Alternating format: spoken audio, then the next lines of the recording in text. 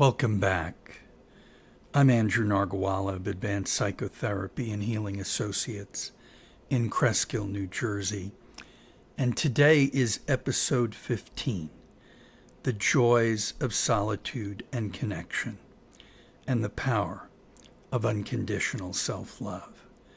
Some of the issues we'll be discussing in episode 15. What is the difference between solitude and isolation? Are we born to be social creatures, as we hear so often? How do we achieve a healthy balance between being alone and being with others? How is unconditional self-love different from narcissism? Is self-love an endless excuse for bad behavior? When I was in high school in prehistoric times, I firmly believed that nothing was worth doing that you couldn't share with someone else. I hated being alone. I hated myself. I had no happiness, no peace. I thought I would only have worth if someone loved me. And when I did fall in love, it was scary, disorienting, because I had no idea who I truly was and expected the other person to define me, to complete me. Of course, that relationship was a total disaster. It was born of my dependency, not true sharing, one of need, not want, one of desperation, not joy.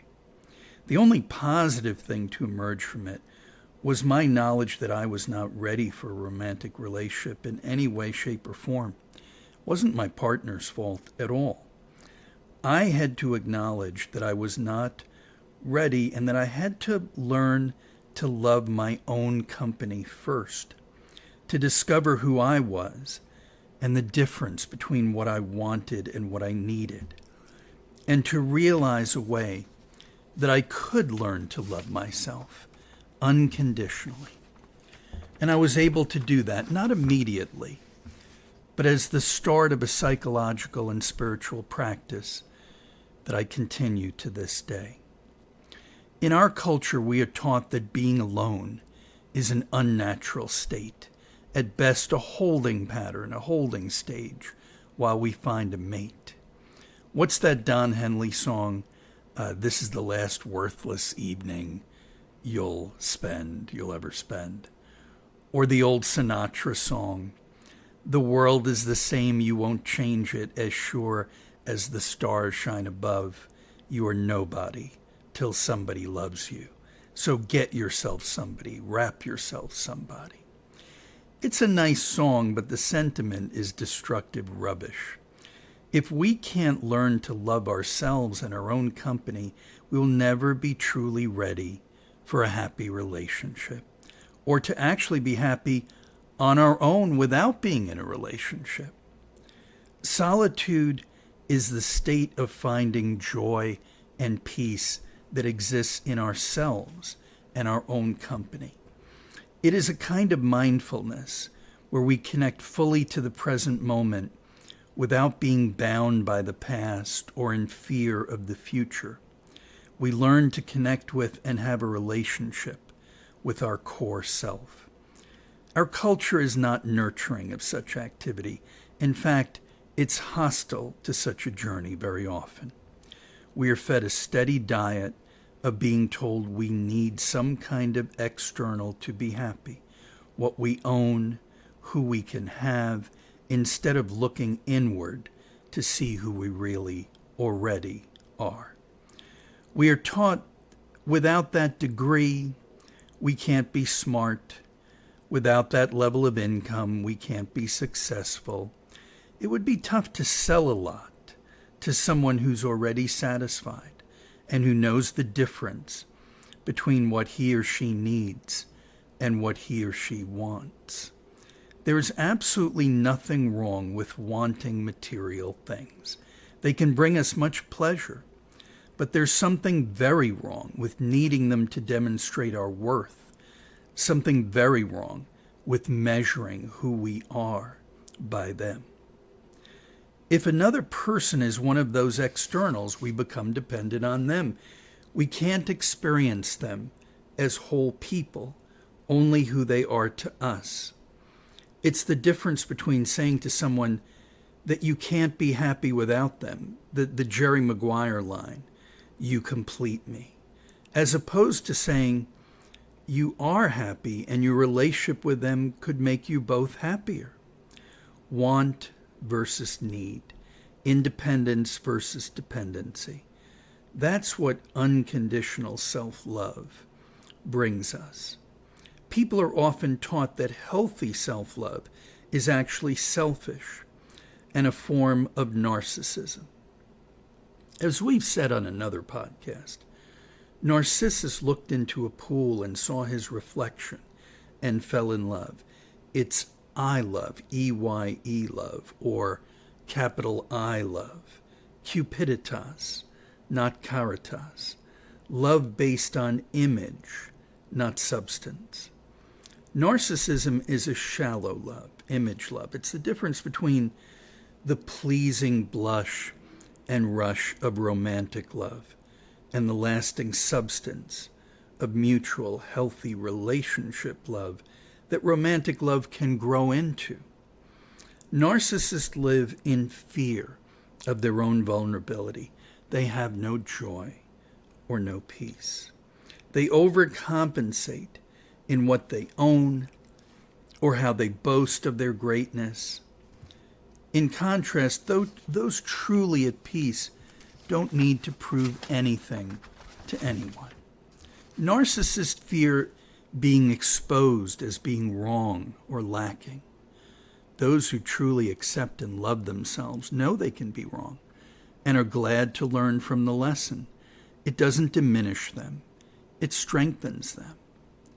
Narcissists have to find people to feed off of, to diminish others, to make themselves seem better.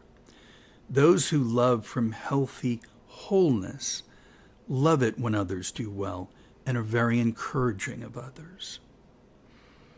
Good therapy, whether self-therapy or done with a professional's help, can guide us along this journey of self-discovery and self-acceptance. We've mentioned in another episode how poets such as Wordsworth and Whitman celebrated their relationship with the natural world and with themselves. Whitman, for example, saw firsthand the horrors of the Civil War as a medic, yet he never let it make him feel bitter or discouraged. He wrote about celebrating himself and others, seeing the good in himself and those around him. I had a client years ago who was learning to enjoy her own time. She had a lot of trouble doing that, but when she first went to the beach alone, she saw it as boring and empty. Then the next time she said she enjoyed the sun, then the water the next time. Then she gradually opened over time to the whole experience and joyed in it. She gave herself permission to relax and be at one with nature and herself. We can do that at any time and anywhere. Something I do in this vein is to take what I call urban nature photographs, finding beauty amongst the concrete and sprawl of the city, and then sharing those photographs with others, encouraging them to do the same wherever in the world that they are. Beauty, inner and outer, is all around us if we take the time, as Wordsworth did, to memorialize it, treasure it, share it. Isolation is actually the opposite of solitude. Just as you can be lonely in a big city with people all around you, you can be isolated with people all around you. You can feel 1,000,000 miles away from the person lying in bed with you.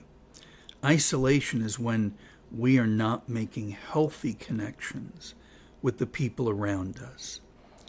It's living in your own head as opposed to living in empathy, trying to understand what it is like, not just as if we were in the other person's shoes when we feel empathy, but what it's like for that person in his or her own life. So we're not just saying that we're going to put ourselves in that person's shoes. We actually try to imagine as best we can, what is it like for them in their particular way? Seeing connection is a creative way to live, alive to trying to understand ourselves and others, knowing it won't be perfect understanding, but rather an ongoing, lifelong process, a joyful process, because we don't fall into the trap of perfectionism. Perfectionism is an enemy of happiness. It resides in false judgment, a false standard that no human being has ever been able to attain or will attain. So we see that it's not a choice between solitude and connection. They are poles that are joined, a dialectic, a multiplicity. We are both social creatures and in need of our own time in that room of our own, as Virginia Woolf put it. We all need that place. These poles reflect the many-sidedness of life. Not just two poles, not just two options, but an infinite number of ways to understand ourselves and others. There's been a lot of backlash against the notion of self-esteem, a belittling and contempt for the concept. When we truly love ourselves, we don't diminish our sense of responsibility. We actually increase it. Sartre said, freedom is not, oh, I'm free. It's, oh, I'm free. It's an acknowledgement that when we are what the Buddha called awake to life, we are awake to all its facets, including human suffering on all levels, micro and macro. We in fact feel an obligation to help and support others on their journey from poverty to freedom from want, from depression to happiness, from narcissism to healthy self-love, because we know how sweet that joy is and how all people deserve to share in that state. It's like our love for our family. Our love is unconditional. The relationship is conditional, including the relationship with ourselves. If we truly love ourselves and those around us, we expect ourselves and those people to act in a way that is honoring and supportive, not diminishing and abusive. We learn to turn off the negative tapes in our head and listen to our own constructive but not destructive criticism. Remember the Graham Parker song, "No one hurts you harder than yourself." We also put boundaries on those who are trying to damage us from their own place of unhappiness, and that can be friends, family, co-workers. It can come from anywhere. We have to put those boundaries down and let people know that we will not tolerate that bad behavior. We also learn, as we've talked about before, to avoid codependency, which means to take responsibility for the feelings and behavior of others. We face that responsibility inwardly and outwardly. We don't run from it. So it increases our sense of responsibility, not decreases it. Our journey starts from that healthy place, recognizing what the author Brené Brown calls the gifts of imperfection. Striving to be better each day, but never perfect, never better than anyone else, but instead to be our best selves. To be awake, as the Buddha put it, awake to life, to joy in life, to appreciate, to be mindful. Embracing the joy that is there for us, feeling and seeing the happiness and peace that are the longer-lasting underlying foundations that allow joy to burst forth at times. We are never immune from challenge, from our own suffering and struggle. We accept all human emotion and experience will be mixed, and it's sometimes very hard. But we bring to those times a perspective and a grounding and a connection that underlies whatever tough things we are facing. We build a support system, personal and professional, so that we never fall prey to isolation, no matter what we are experiencing otherwise. If you feel bound by the past and in fear of the future, if you feel you're not worthy to be loved or to love, you deserve help to discover how much you truly have to offer in this present moment. You would want your child or friend or spouse to have that peace and happiness. What better example for them than to get your own help and embrace life's considerable joy and possibility?